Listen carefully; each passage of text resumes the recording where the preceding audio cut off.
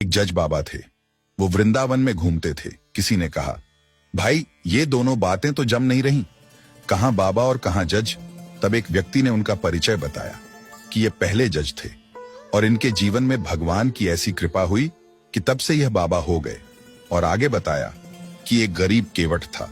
उसने लड़की की शादी में सेठ जी से कर्जा लिया और कुछ समय बाद वह कर्जा चुका भी दिया, लेकिन फिर भी सेठ के मन में बेईमानी आ गई और सेठ ने उस केवट के ऊपर कोर्ट में केस कर दिया। कुछ दिनों के बाद केवट के घर सिपाही गए कि तुमको कचहरी में बुलाया है। केस की तारीख आई तो केवट कचहरी में जाकर बोला, मैंने ऐसा कौन सा गुनाह कर दिया है जो कचहरी में बुला लिया। वहां फिर जज साहब ने केवट से पूछा, अपने अपनी बेटी की शादी में जो पैसे लिए थे वो वापस क्यों नहीं किए। केवट बोला, साहब मैंने तो वापस कर दिए थे। जज बोले, कोई सबूत या गवाह है आपके पास।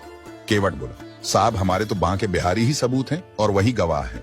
अब जज ने समझा कि बांके बिहारी नाम का कोई आदमी होगा।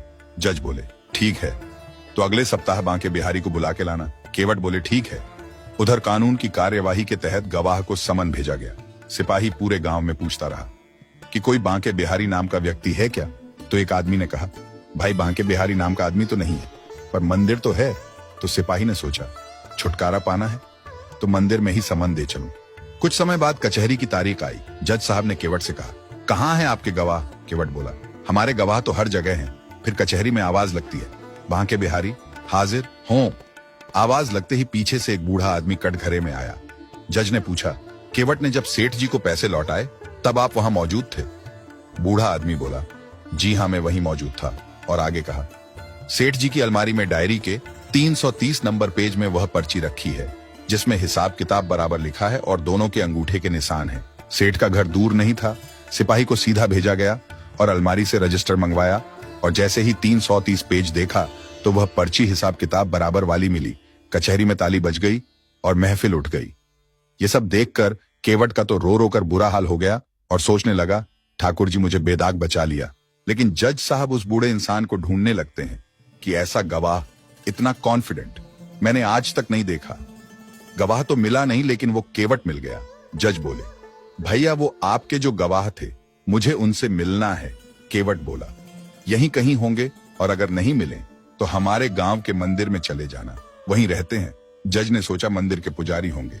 जज मंदिर पहुंचे। उन्होंने पुजारी को देखा तो बोले, ये तो गवाह नहीं है। पुजारी ने कहा, मैं नहीं हूं, असली गवाह तो ये हैं जो केवट की गवाही देने गए थे। जज ने जैसे ही बांके बिहारी जी के दर्शन किए और नेत्र बंद करके देखा तो उसी बूढ़े आदमी के दर्शन हुए जो गवाही देने गए थे। अब तो जज अपने घर में जाकर फूट फूट कर रोने लगे और उनकी घरवाली ने परेशान होकर कुछ वकील बुलवा लिए।